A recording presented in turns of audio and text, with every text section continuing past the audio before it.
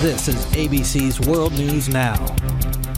And hello to our fans online. I'm TJ Holmes. And I'm Rena Ninen with the top stories on this Thursday, October 23rd. Investigators in Canada now believe that the gunman acted alone in yesterday's terror attack on the nation's government.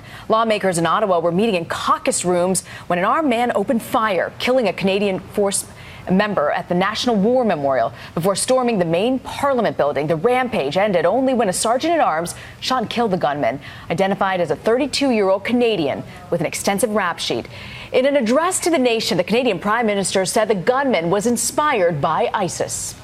At the White House, there's been another fence-jumping incident. This time, however, the intruder was stopped in his tracks. That's thanks to especially trained Secret Service dogs. Police say a 23-year-old man from Maryland climbed the fence and was almost immediately captured by officers. You'll remember a month ago, another jumper sprinted across the lawn and made inside the mansion.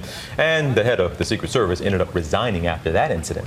In Ashland, Oregon, a very different kind of intruder. This 1-month-old, 13-pound female black bear cub turned heads after wandering inside a drugstore. Wildlife officers say she likely became separated from her mother and wandered into the store searching for food.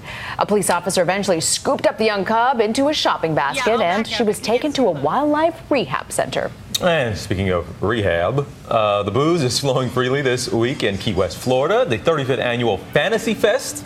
This was the so-called headdress ball. Contestants donned all sorts of wild designs and costumes, parading and gyrating.